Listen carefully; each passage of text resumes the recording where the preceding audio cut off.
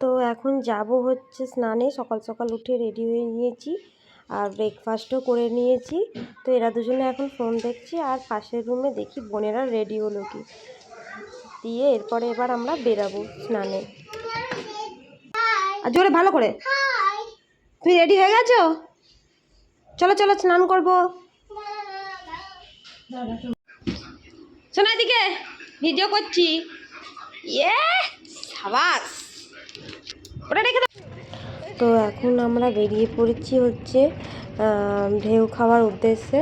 তো আমরা নিউ দীঘায় ছিলাম, তো নিউ দীঘাতে আমরা যাইনি। এখন আমরা যাচ্ছি হচ্ছে টোটো করে উদয়পুর বিচ। ওখানে গিয়ে আমরা স্নান করব।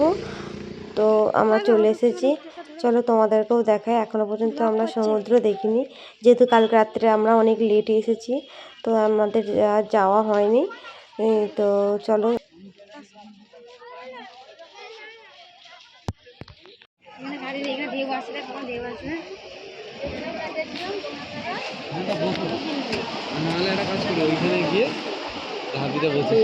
জলটা পরিষ্কার ছিল, নোংরা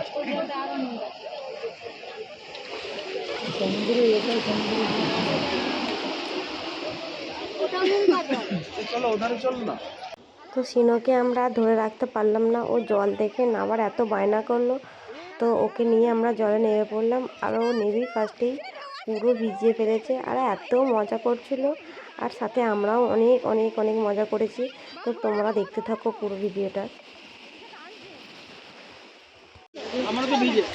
সিনোটা পুরো ভিজে গেছে। কেমন লাগছে মাছটা?